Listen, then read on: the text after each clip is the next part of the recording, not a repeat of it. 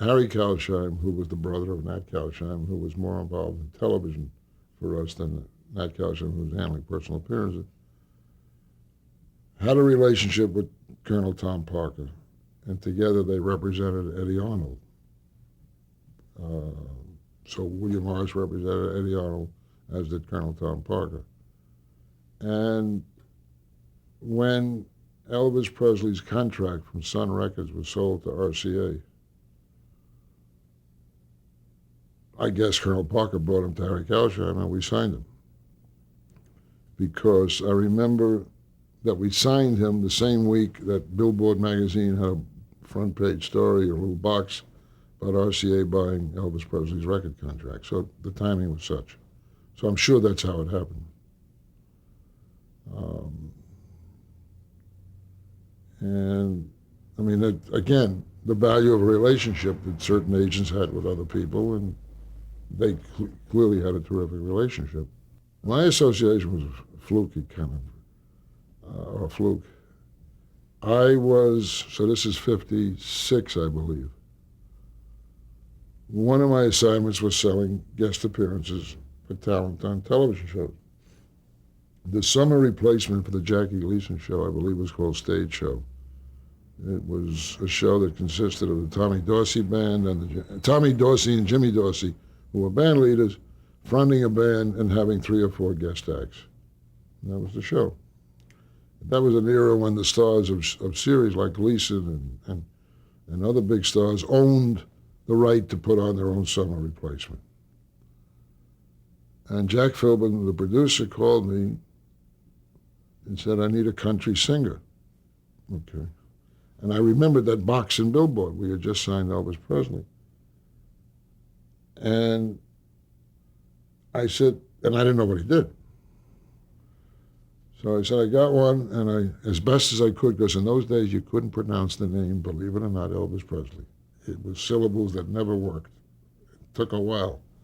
I said, I got one, and I sold him, and I think he got $17.50 to make an appearance a couple of weeks later on the show. Again, I didn't know what Elvis Presley did, except he had a recording contract. So I went, as I would often do, I went to rehearsals the week he was going to do the show. And I sat in the second row, and I vividly recall Gleason in the front row with Jack Philbin. And out comes Presley with his 3 musicians behind him and starts to perform. And Philbin turns around and says to me, what's that? What's that? What? Now, normally when a buyer would say, what's that? That means they don't like something. So I said, what's what? Always let the other guy talk if you can. He said, all his parts and his pants are moving. I said, I wasn't looking there.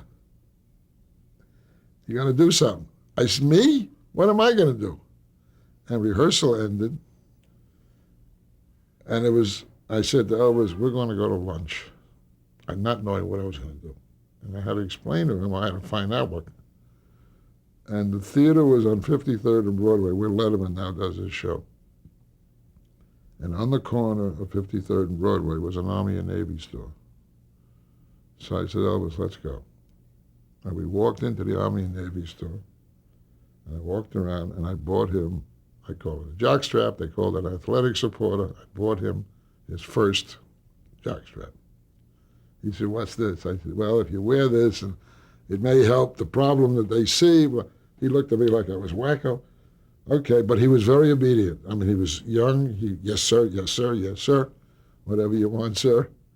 So I get him the athletic support. Now we go to lunch. It was one of the strangest lunches, luncheonette right on the corner. I remember he had 2 halves of a melon with strips of bacon and ice cream. That was his lunch. Okay, whatever he wants. We go back to the theater.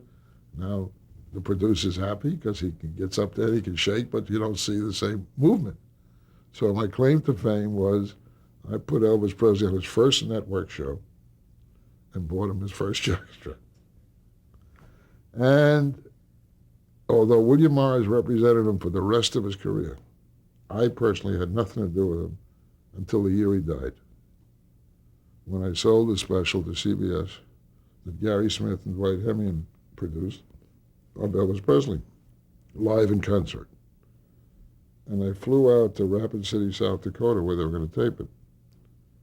And by now, all the stories of Presley were well known. But I actually saw it where the plane would land at the airport in the town. He would sit in the plane until it was time to go to the convention center. They would drive him in underneath the building.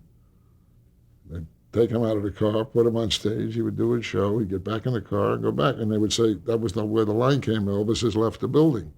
And he left the building. Well, I don't think he knew where he was that day. It was very sad. He was heavy, puffy, perspiring profusely, performing. His father was in the audience. His girlfriend at the time was in the audience. And he did a show, but I think it was almost like rote, because I think he was so ill that he didn't know really where he was. It was very sad. And he died several months later. So my involvement with Presley and William Morris was his first appearance and his last, but never anything in between. So that's my Presley story. Now, I've since learned a lot of people claim to have been there that day, including Mr. Brillstein and others, but, I know what I did.